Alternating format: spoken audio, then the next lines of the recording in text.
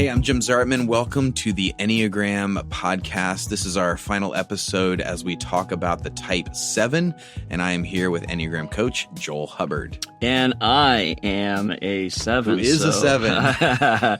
It's funny because I would have thought, I can't wait to do this 7 panel, right? But part of me was a little apprehensive because I'm also realizing as they're talking, they're speaking my language. They're talking about my fears, my anxiety, my hyperactive, my need to run, to always be in motion, to always be grabbing the latest and newest. And even the ones that were on the panel, it's funny because you'll hear some of this stuff. And there's one in particular who was like, I think I'm doing pretty good. I'm sticking to things.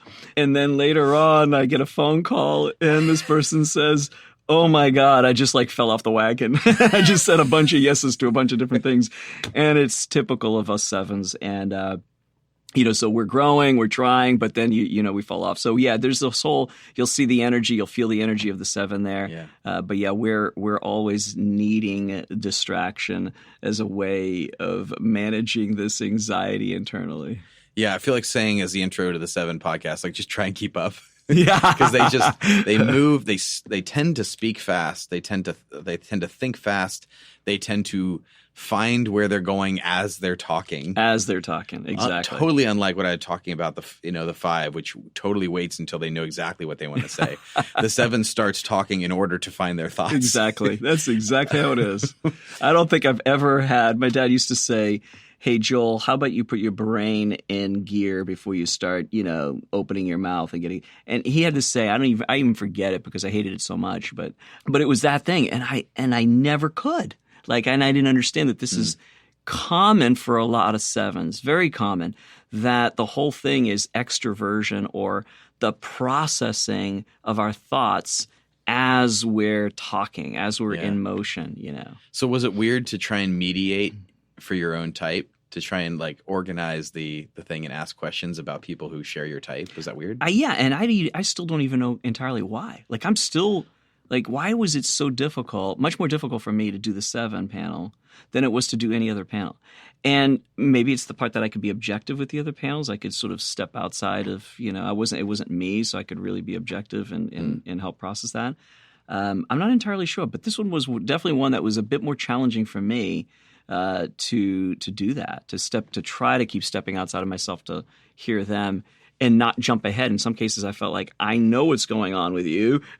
I totally relate because I get the same issue, and to step outside of that and really be there present for them and help them work through their thoughts. Yeah, and I just want to remind everyone that as you've been hearing about all these types, and then you hear about this type tonight, one of the main reasons that we listen, we find this stuff is so that we can learn how to do our work. And I just want to just emphasize that we all have work to do.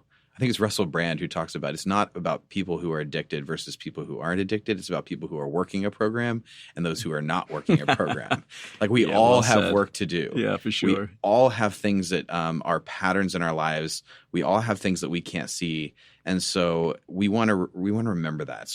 And I love how vulnerable and transparent everyone has been on all of these panels, just to say this is who I am, this is my issues, and this is how I'm working through them. So I heard one person say that if you want to know which type you really are, it's whichever one you cringe at the most. Oh yeah, for sure. Yeah, that definitely helped me to understand where I landed. Was realizing, oh yeah, that's what I am doing. And the first time I heard it, I didn't really like thinking of myself as the sort of Peter Pan, monkey mind. It all seemed very, not serious, not respectable, So I had those things going. I didn't particularly like that part.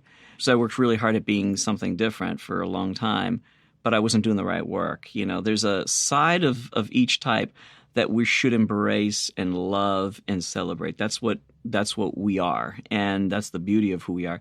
And then the low side, which is the unhealthy part, that's the part we work on. So embracing who you are, understanding who you are. Many of you have these types in your lives, the 7s, and they're difficult to deal with because they're always changing the direction of any project, anything that's going on. They just tend to need to always be running, distracted, busy, almost never available, hardly ever commit to anything. Party-type people love to be out there in the parties, having a great time, bouncing around. These people are a whole lot of fun. Oh man, people love sevens, particularly the really extroverted sevens. People love these people for the sake of fun and play, but not in really deep relationships or in work relationships. They can be particularly challenging because of this particular pattern we just described. Yeah, and since you weren't answering questions about you on the podcast like you would be if I had been mediating or something like that, when I first met you, I asked you if you were tired or burned out because you hadn't really delved into some of this work that you've been doing over the last couple of years. And your response initially was, no, I constantly have new vision.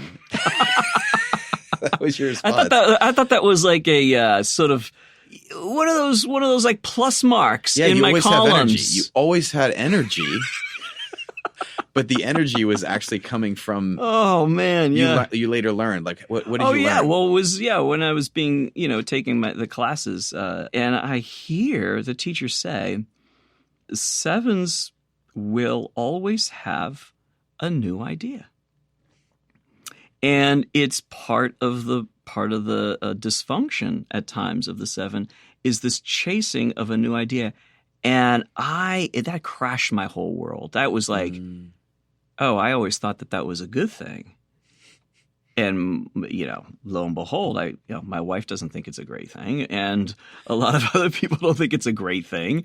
And in fact, I remember calling her during that week. I had a week off in between classes, and I said, "Hey, hon, so I have this new idea, and I was so excited about it. I'm ready to share it with her." And she just sort of stopped me and said, "Listen, this is stressful to me. This is exhausting to me." And I put all of those things together in the Enneagram class, the things I'd heard, what you said, the burnout thing. I remember distinctly that moment of saying, "Oh no, I always have ideas." And then hearing what I heard at the Enneagram class and then having this conversation with my wife, Patty, and realizing this is not the high side. It's not that I shouldn't have a lot of ideas. That's great, but not understanding that I was chasing them unthinkingly, just in reaction to this fear inside. That self-awareness allows you to say, yes, I'm gifted with a lot of ideas, but I don't need to chase them. I can stay put and do the work that I need to do and be in relationship with people and honor that and whether it's work relationships or, family relationships, be able to do that within those settings, Yeah, and this has radically changed you, and I think this speaks to the motivation even why you are doing coaching and why you're wanting to help other people through this journey is because of how you've been benefited by it. What has it been like for you to do your work in this area, and what do you think has been the result of it? There's a bunch of reasons why I love the Enneagram, but it's because it's changed my life. It's the only thing that I can point to and say has given me an understanding, an articulation for the times where I did something right but wasn't exactly sure why. What was it that I was doing? The times where, which were far more prominent, the times where I wasn't doing something that I should be doing and not understanding necessarily what was wrong about it, because I could do a lot of things that seemed, was kind of, it's a gray area. Sevens, we're not going to necessarily be jerks or bad people. We're going to be stealthy about the ways we go about life. And so this gave me articulation language to see what is driving you is this need that you have to consume. You feel like something's missing inside of you. You feel like you don't have enough. You haven't been nurtured. And so you're looking desperately for something and you're chasing it. You're also running from something. What is that you're running from? And when I began the process of discovering that, looking at that, things began to surface. I mean, it's just giving yourself space. There's no magic to it, really. It's just you start to give yourself space to think about these things. And they pop up at different times throughout the day, throughout the weeks when you're not even thinking about it. All of a sudden, an idea or thought will come, and that explains it right there. Right. And the path towards integration, towards health, has been to say, okay, I recognize that this is a new idea. That am I chasing this? Is this something I'm just chasing because I don't want to do these other things, or because I feel this need for nurture or because I'm running from pain, internal pain or something else. No, I don't have to run. I can stay put. Now, that feels like death to me in that moment. It feels like I'm dying. Self-limitation feels very constrained. I hate it. But doing it produces tremendous results, fruit, like in the sense of, strangely enough, rather than feeling more empty afterwards, I feel satiated. And I feel restful. And that's where the word sobriety, really makes sense for the 7. They move from gluttony to sobriety. And then to hear my wife say to me that she sees the changes and the transformations, and people who've worked closely to me say, I'm seeing the changes and the transformation. To me, that became affirming, like hugely affirming, and what I needed to hear. I'm on the right track. I'm doing the right things. And now I'm not less of a 7, but I feel like I'm even more of a 7, but in the right way. Like I can play, I can have so much fun because I can fully enjoy the fun in the present and not just the chase, the anticipation of something that will come around the corner. I can truly be happy right now. Whether I'm playing or I'm sitting still, I have the power to choose in the moment. I don't need anything. Everything I have is right here. And that was profound for me. And that, I think, is what's changed me. Yeah, I think that's really benefited me too, even though I'm an 8 with a 7 wing. And as I've been doing this work, my wife's saying that I'm more present, telling me after several months of it that I'm more present to her and our daughter than I've ever been. Wow, that's huge. I think that's a huge thing. And because you've been experiencing this healing, and it's been neat to hear some of the stories from people that you're coaching, people that I know that you're coaching, who are experiencing healing as a part of this journey. And so that's the point. We want to become the best versions of ourselves. We want to become the wholest, most fruitful, most productive, most loving, kind people. And that is one of the reasons that we've invested so much time in this tool. And so we want to go ahead and get onto the 7 panel so you can hear from more than just us, but hear from some people who are in process and how blunt they are about being in process. And I think that is so beautiful because you end up valuing and hearing them and hearing their heart and hearing their voice. And as these people are owning their journey and owning their voice, they're becoming more whole people. And it's just beautiful. Yeah. So, all right. So Joel will give an introduction and so description, a further description of the 7, and then you get to hear from them. So thank you so much for going on this journey with us.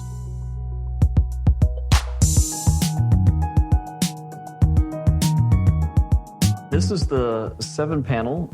7s early on discerned that what life was presenting to them in the moment was insufficient to meet their needs. They had this appetite that exceeded, it seemed, what was presently available to them. Part of it was maybe nurture, even in some wonderfully affectionate and loving homes. 7 somehow discern or come to this moment where they perceive themselves as not having enough and needing more. And whatever is in the present right now is just not sufficient. And so the 7 starts to lean into the future, into what's in front of them. Many 7s will describe even remembering very painful events early on that cause them to repress the emotions and ascend to the head where it's safe. And the head is where the rationalization takes place. It's where the imaginations are. It's where the future is better. It's brighter. It's always better ahead of you than it is right here in this present moment. So you can be having a conversation with somebody, but it's really difficult because as you're talking with them, your mind is going 100 miles an hour and you're thinking of so many different things that you have to do. You've got this to do, you've got that to do, you've got this other thing. And many of us become asleep to what's really going on, and that there's this hurriedness, this anxiety that's functioning underneath. Now, most 7s would say that they're not aware of the anxiety. It's not something that they're constantly aware of. It's just this sort of functions in the background, and if they slow down long enough, they start to feel it, which is why 7s don't really slow down. 7s want to always be going. We start to hate the fact that we're so consumed with so many different things, but nonetheless, it's still far better than not having all these wonderful things in front of us. Sevens tend to be very optimistic. Life is wonderful. When there's a bunch of negative around us, we will spin things to the positive. We'll find the rainbow. We will find that silver lining.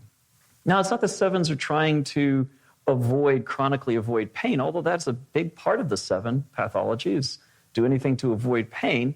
But some of us couldn't avoid pain. And so what we did was we faced pain, but we faced pain still without really getting into the space of our own emotions. We're sort of still spending a whole lot of thought. In fact, what's funny about the head triad is we think our feelings, we don't really feel our feelings. And so seven's vice becomes gluttony. Nothing's ever enough. It's just always more. And when the seven starts to become healthy, the seven starts to become sober. And sobriety is a wonderful virtue. It's when the seven recognizes, I don't need to consume. I don't need to have more. What I have is enough right here in the present. And that begins the journey of health for the seven. The seven at that point begins to start to look more like a five in many respects. And that's where you see on the diagram, as you can see here, the seven who's the enthusiast. The other thing I want to say about sevens is sevens, because they're called enthusiasts, because sevens can become very easily enthused about any idea. The sevens will seldom stay on anything for very long because there's always so much out there. Life is a buffet. Why am I going to only have this when there's all these other things I can also have? And so ideas, and it's all in the head, ideas are fantastic. And we love to discuss those. So the seven, as I said, when in health, begins to look more like a five, which is they don't need to be chasing everything around them. They don't need to be pursuing every idea. They can actually settle down and do their work. When they become particularly stressed, sevens who are really easygoing and kind of like, hey, life is great. Why don't we just have fun? It's good enough. You don't have to work too hard to be too crazy about getting everything perfect. Can ping to the one, and the one is the reformer, but at the low side of the one, it's the perfectionist. The sevens start to become really anal about things, and like, this has to be done this way, and they become exacting. The external judgment they felt got inside them, and they became really, really harsh on themselves and can be on other people at times as well. So that's what happens when the seven goes to stress and what happens when the seven goes to health. All right, so I've described the seven, but I've got two panelists here who are sevens. And I would love to hear from you two. Yes, I know nothing about seven, so I'm going to ask you two about the seven, and you tell me. So I've said a lot about the seven, but I'd love to hear from you. Does that relate to you, or what language would you use? And again, sevens are very different. It's not like we're all the same in terms of how we exhibit our sevenness. So that's what's also very interesting. I'd love to hear from you guys about that. I think it describes me for most part, because I have 3 children, and once they got like a certain age and they were no longer home all day, I found myself like looking for something else to do. And I'm always like involved. And when people talk to me, my mind is going to, okay, what do I have to do next? And what do I have to do next? And what do I have to do next? I mean, sitting here, I'm thinking that right now. So even while I was talking? Yeah. Many things, like when I get home, I have to do this, and I have to go tomorrow, and what am I going to do, and blah, blah, blah. So I think it pretty much rings true.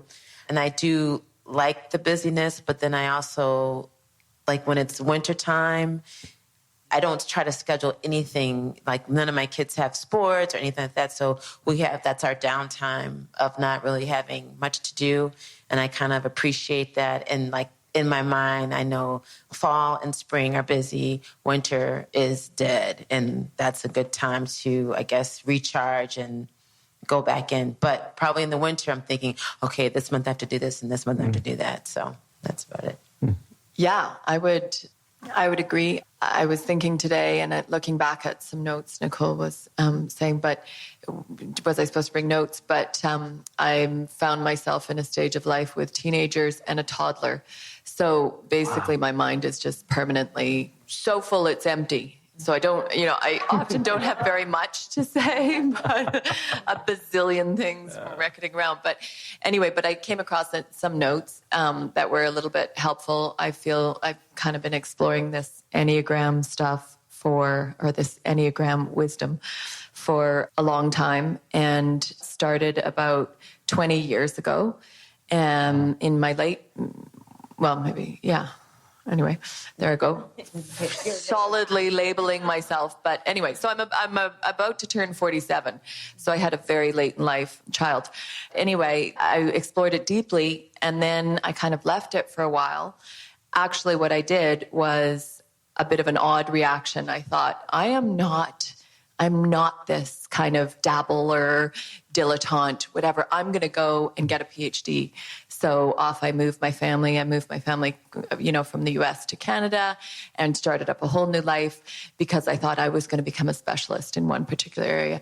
Needless to say, I worked really hard for many years, but it's not a finished PhD. But anyway, life intervened. But all of that was just to say I came across a note that said, an adrenaline addict with champagne in your blood.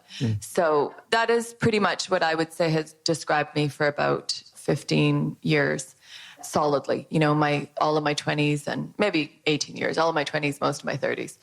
And just recently I've entered into a totally different 7 stage.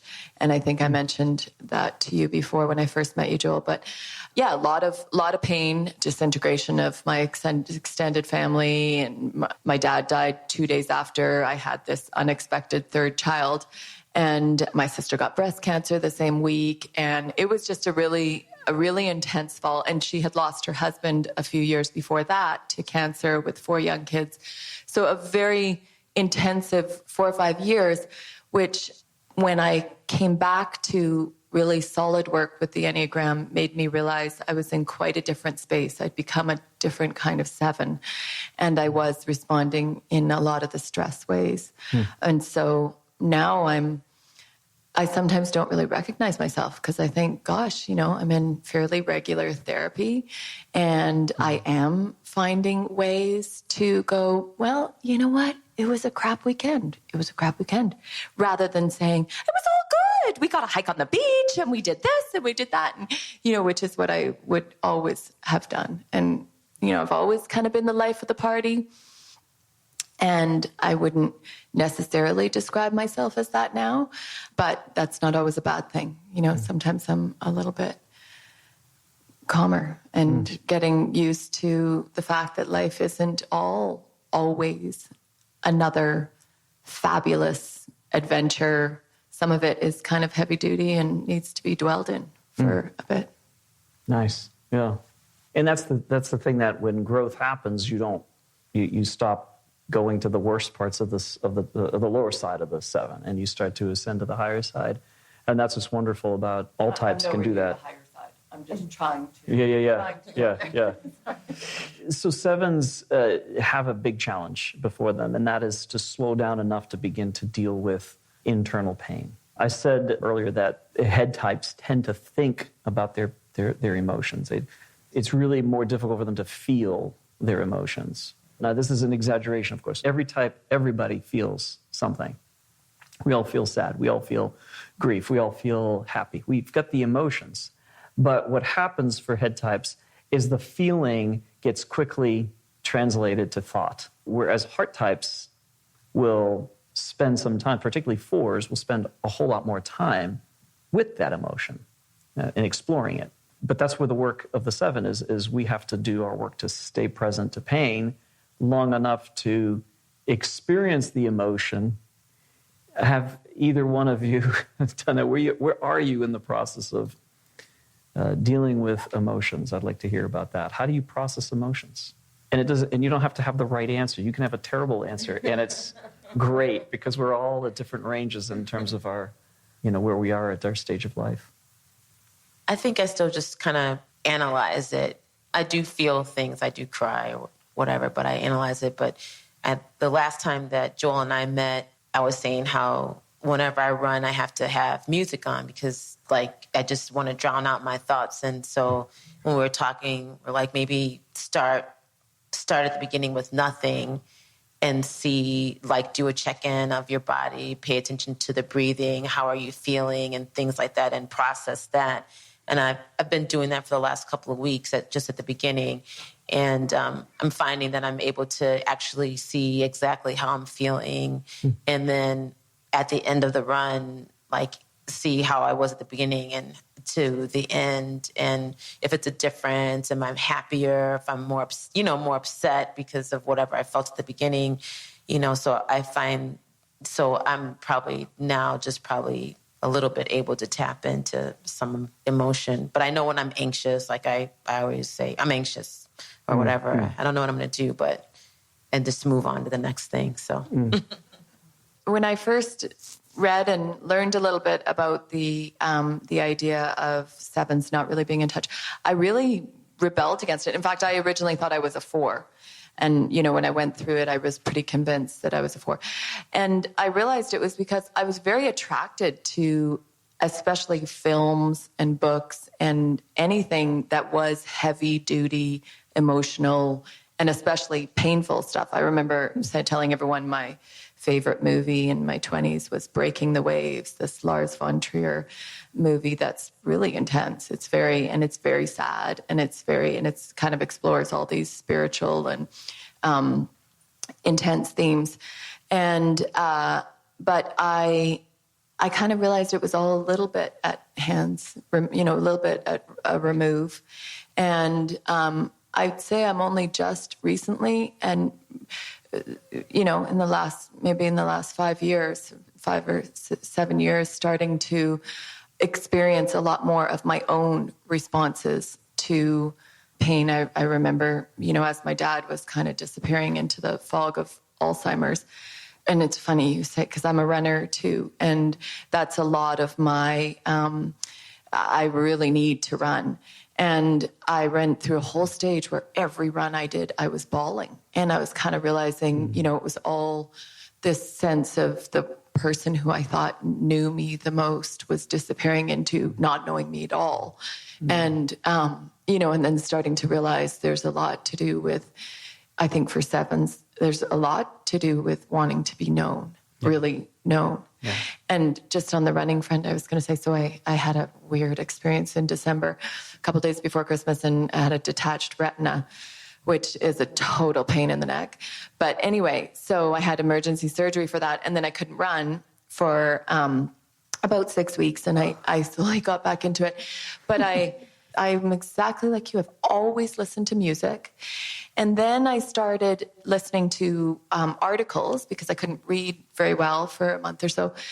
And then I started to just kind of have silent times. And it's a little scary to suddenly be. Anyway, so it's funny that I very much relate to that. Yeah. It's interesting you say silent, because it's one of the paths for the 7 towards growth is silence and rest, the two of them together.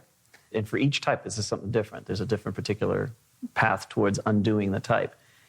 But when you hear yours, there's almost always a visceral reaction because it works against everything that your type is designed to do.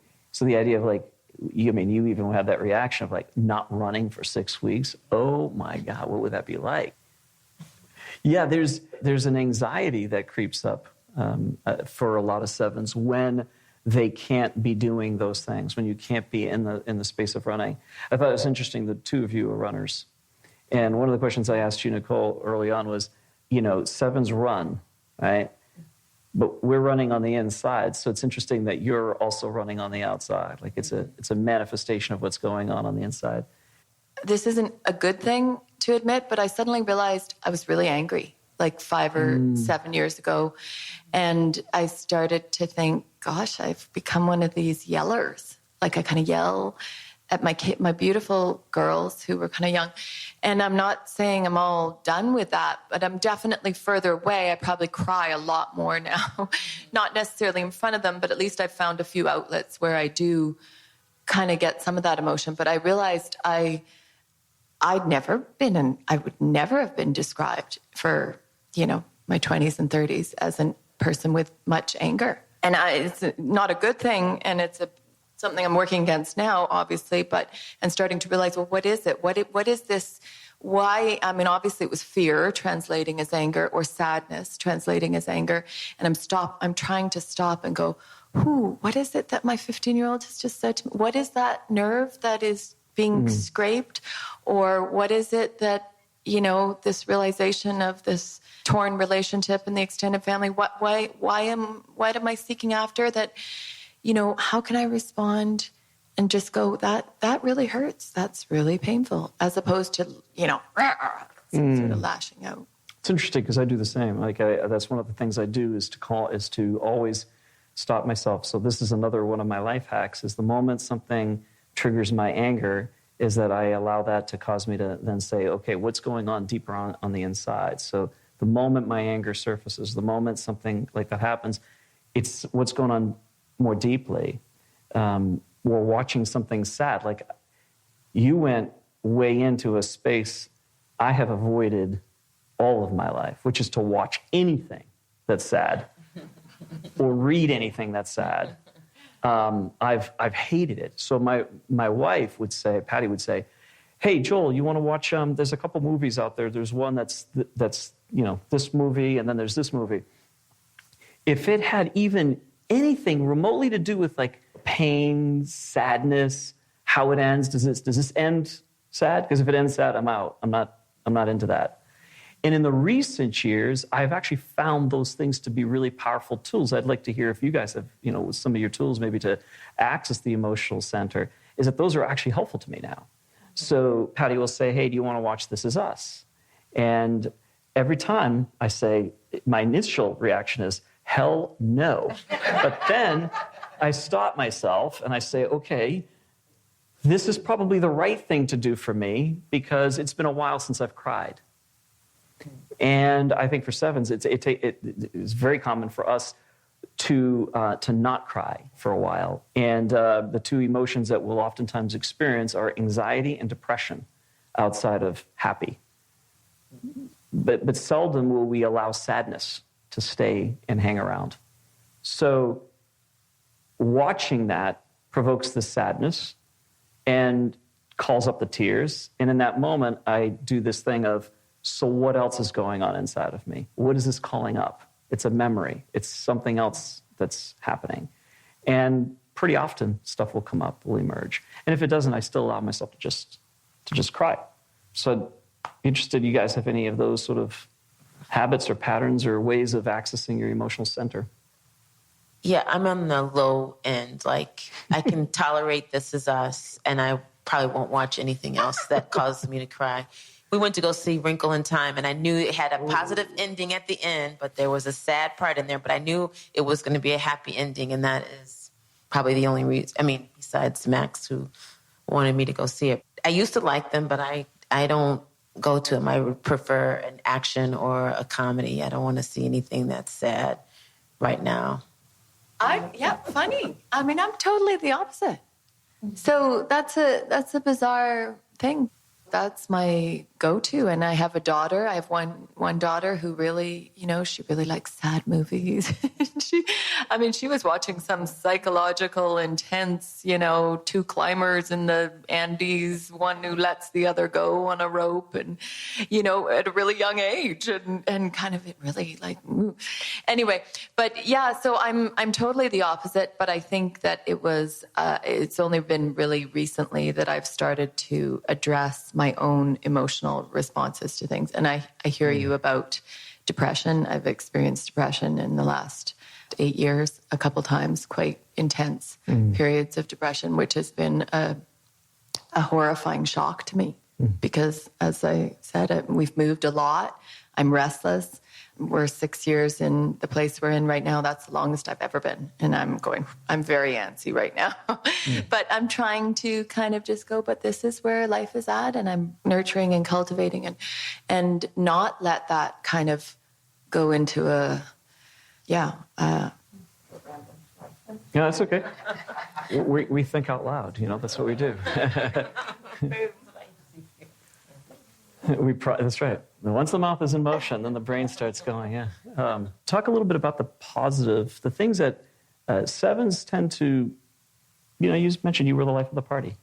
That's not all a bad thing. I mean, there's aspects of it that you realize, I'm doing this because of, trying not to deal with I hate sadness. I want to just have fun. It's the gluttony that's activating, when you're wanting to consume. But it's not everything. There's also a really positive side to being a person that wants to entertain, right? 6, 7s tend to be entertainers, but even introverted 7s, we're very socially aware. We want to see people interact and have a good time. And when we see somebody down, we figure we can fix them, because everything's fixable to the mind of a 7, right? Especially your partner. Especially our partners. Yes. Let me fix it. So, and that's head triad, by the way. That's not unique to the 7, right? So some of you 5s and 6s, you get that. That's a very, very head type thing. You just, we can solve this. We can fix this. And we're optimistic about it. We think, there's a way forward. So let's talk a little bit about what are the positive aspects to your 7ness in terms of relationships, and what do you feel like you bring? With the being the life of the party or whatever, I wouldn't consider myself that, which is kind of funny because I was saying when we were going over the 7s, would like to have people over, but I won't have people over because I'm afraid that they're going to be bored and I won't be able to entertain them, so I never have guests. But when I'm out about or at the school or in my town, I find I'm an easy person to talk to, or I can find people to help volunteer with things like that. I don't have a problem with that, and I see that as a strength. And I think that people appreciate that, and I think as a 7 too, you're able to tune in to some emotions of some people, and you can kind of help them feel like they're part of the group if they're not part of the group. I think as a 7 who's always trying to think of different things to do, that they can't sit still, you're able to also help people who are sitting still that want something to do, help them find something to do. And I think as a 7, it works well with my family because since my husband works a lot and my kids have many things that they're involved in, and I want to be involved in a lot of things, it enables me to be able to do those things, because if I weren't all over the place, I think that it would be really, really difficult to maintain a schedule. And the work that I do, I work with small children all the time, and they don't sit still. And so I'm able to, go on and maneuver the maze with them. So, I see some positives to it.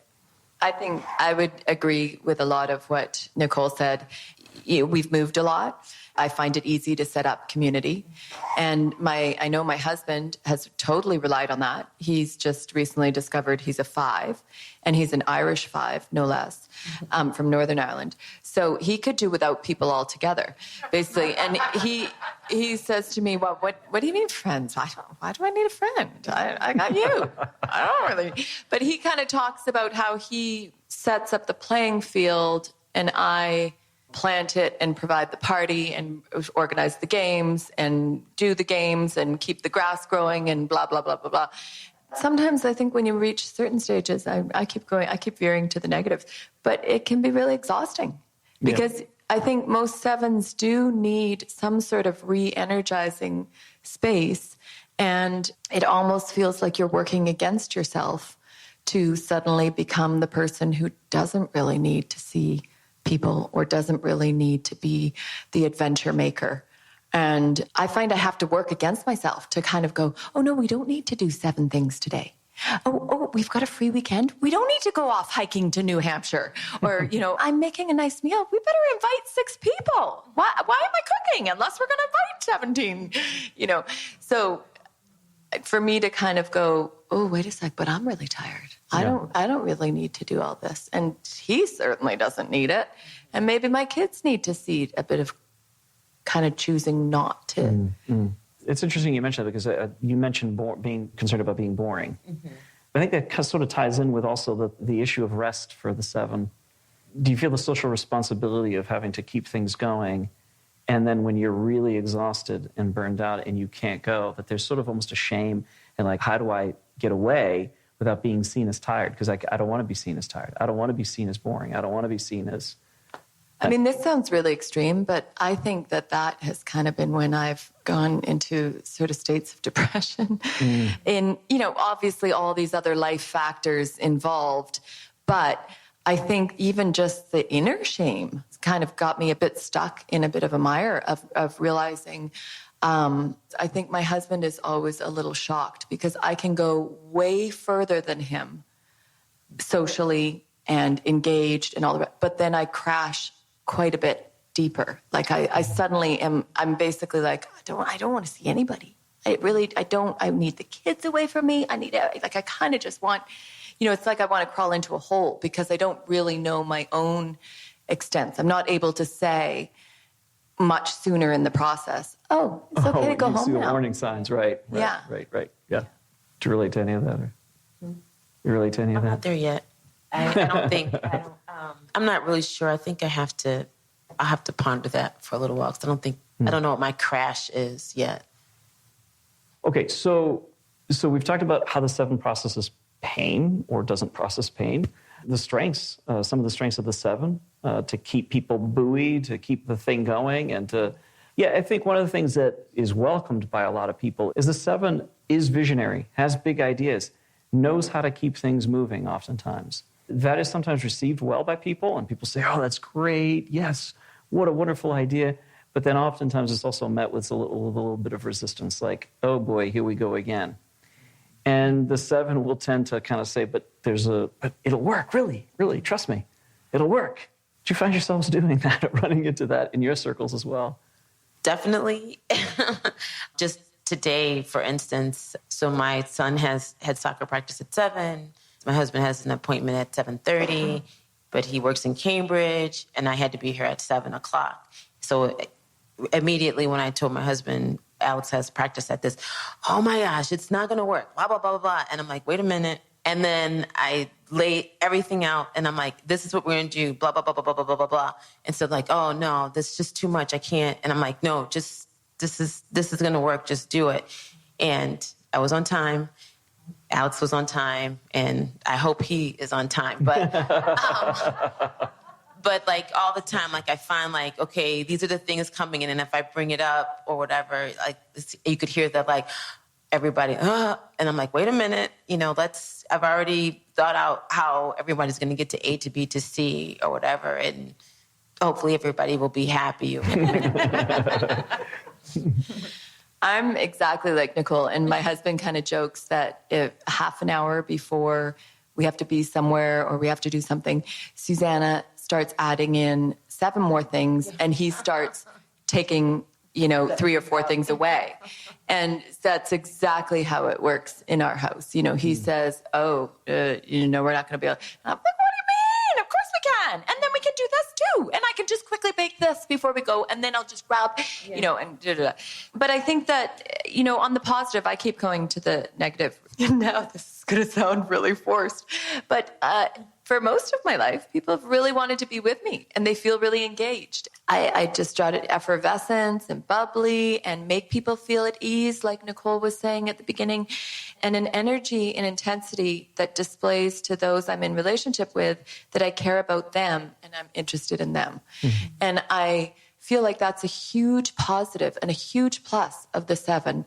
But on the unhealthy side can be too intense. And I don't think too many people in my friendship life have said too much, but definitely my husband has kind of said, when it goes on the unhealthy side can be too much and too intense and too interested and too exhausting. And, stop and let me savor this moment instead of careening into the next with your fabulous plans for it to be even better. It's like marathon running. Right? Once you finish, when's the next one? What's the next one? Spoken like a 7, yes. What are some things you think you would like other types to understand about you? Sometimes you're misunderstood in this way. I mean, one of the things you start out with, Susanna, you said, I do have feelings. I do feel things. 7s, by the way, are oftentimes confused by people who look at 7s as being emotional. Because we're tactile, oftentimes touchy. Not all sevens are, but a ton of sevens I know, and this seems to be true in the literature that's out there, a ton of sevens are touchy-feely people. So hugs, really enthusiastic Not to me. see people, except for Nicole. So, but also very, very expressive in the way we go about life. So that can be translated as emotional. But then by others, we're read as not really being in touch with our emotions. Some misunderstand the enthusiasm of a 7 and read it in certain ways. Sometimes we are misunderstood because of our energy or, our ideas. Here's one of the things I'll say, and then you think about, like, what would you like for people to know? Many times, my ideas all have this idea over here, and this idea. None of them seem to relate to each other. And for people will say, wait, I don't get what you're trying to do here. I don't understand. Why are you off to this when we were just talking about this or doing this, and you're over here? And then a few minutes later, you're down over on this side. Like, how did you, what? I don't follow. And one of the things that was so helpful in the literature as I read it is 7s have a capacity of synthesizing disparate information. And they can see it. And they can see things that most other people cannot see. And that's what then causes us to be able to do the things we do, which many people think are Herculean efforts. Like we can do things that surprise a lot of people, and either through our energy or through our creativity or ideas. But oftentimes, I don't help people to follow those dots, because in my mind, I see the connections. I just fail to communicate the connections. And so that's one of the problems I've oftentimes run into, and having that oftentimes brought up to my attention. So there it is, okay? Are we good? I think one for me as a 7 is 7s have a hard time saying no to things when people ask them to do something. And when we do say no, we feel let down, that we're letting you down. And then sometimes we project that feeling onto you, and then we feel that you're upset with us or something. And so there's some process that I guess needs to be worked through. So, don't be upset when we say no. It's not anything that we don't want to do it because sometimes we can't help ourselves. We're always like, yes. And then finally when we do say no, it takes so much strength to be able to do that. And it's not to you, it's just for us, I guess. That's what I'm trying to say. Yeah. That's it. I have a huge problem with the expectation that others are seeing all those disparate ideas and getting them. So I don't finish 95% of my sentences. And I used to be better at it. I'm even worse now. But at least when I was sort of in the scholarly community, I tried. But now that I'm mostly speaking to teenagers and a toddler, I don't even bother trying. But anyway, but when I speak to my husband, he is like it. I can see he's kind of with me for a few minutes, and then his eyes glaze over, and then finally he's able to say, total overload. I forget the expression now. I'm blanking on it's not overload, but it's something like saturated or overwhelmed, or yeah, it's not overwhelmed, but it's basically like I'm drowning. I'm completely drowning, and you're all over. And we've gotten a little bit better as he started studying the Enneagram. We've gotten better at me being able to go, but I'm just showing all the things that relate. It's your job now to pull them together and to kind of synthesize it down. But it's your job to be practical. With most people, I don't really expect that, but I think I forget that other people are not thinking in the same way as me. Yeah. And so they're really with me for quite a long way. And then they're just like, what? What was all that about? Yeah.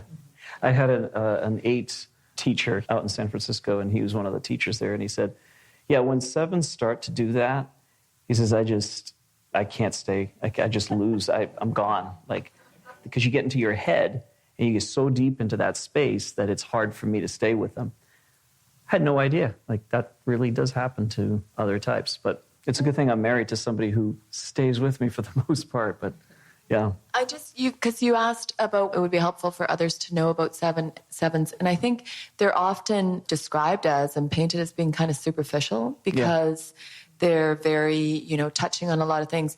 And I really rebelled against that from the first time I started realizing that I was definitely a 7, because I realized just because it's maybe outwardly mental doesn't mean that it's superficial, for sure. And just because we're touching on a lot of things or seeing the connections between a zillion different disparate things doesn't mean that there isn't depth there, but it's maybe not always so obvious or accessible or whatever. Well, the charm of the 7 is we're playful, and we like to play with people. Mm-hmm. And so for us, as so many times, 7s will be in a room and we'll be like laughing and being stupid. We have no problem being stupid. 7s, no problem. Generally, we'll just be the ones that'll be on the floor doing something dumb, and everybody's laughing and we're having a great time. And there's very little awareness, particularly, and I look for circles where I'm safe to do that. You see me in a room with a bunch of kids and there's a door closed and no other adult is watching. It is crazy. I have a grand old time, and none of it I would ever want anybody else to see. But that's part of the playfulness of the childlikeness of the 7. They call them the eternal teens or eternal youths, because they never seem to grow up in that space of play. They just want to play, and have a good time.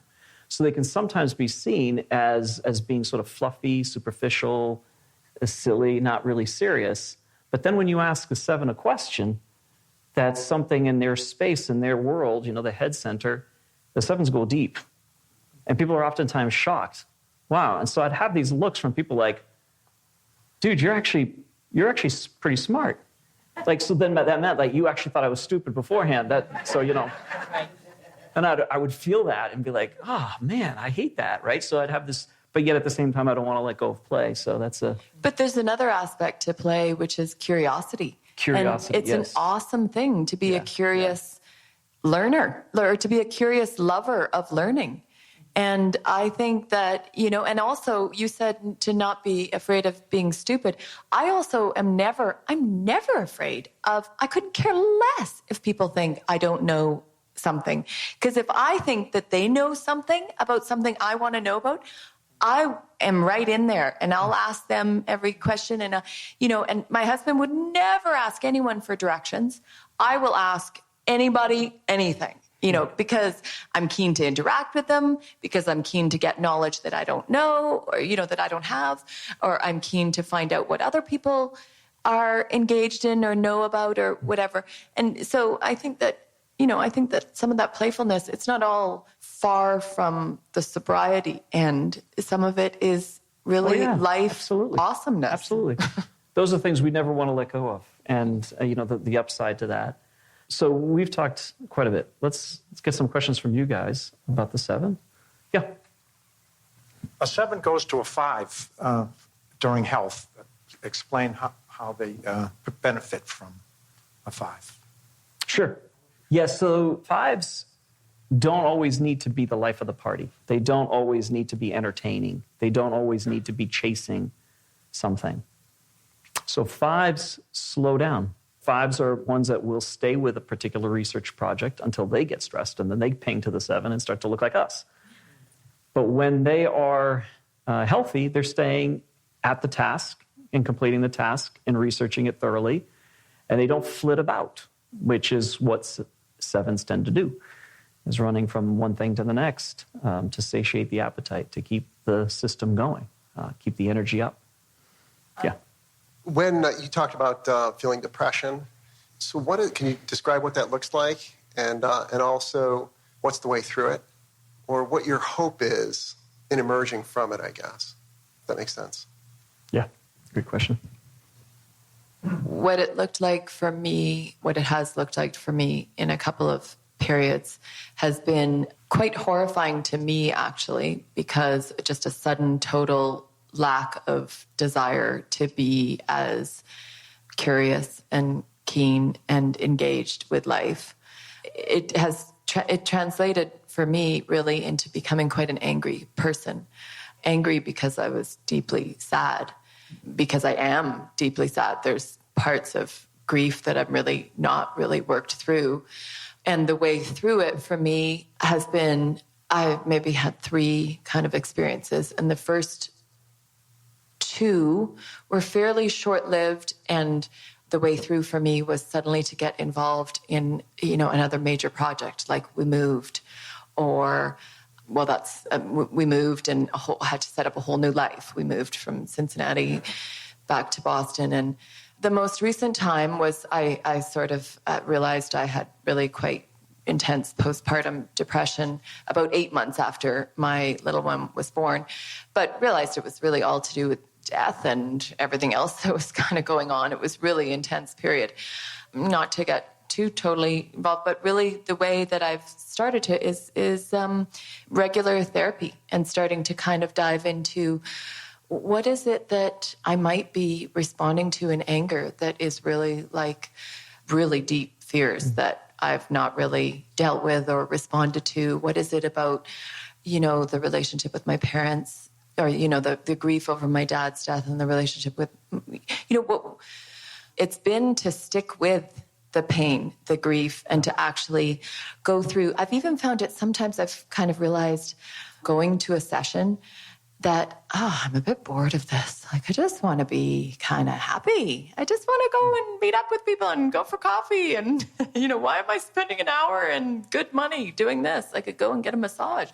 And then to be reminded to spend time writing, which is what I do for a living, but also to spend time kind of exploring a little further has, that's just been huge for me. And to not take on new projects and to not new life projects, and to just kind of say, this is my time for going through this, as dull and as painful. Like, pain for me, you talk about being afraid of it. I actually think I've kind of found pain or dealing with pain boring.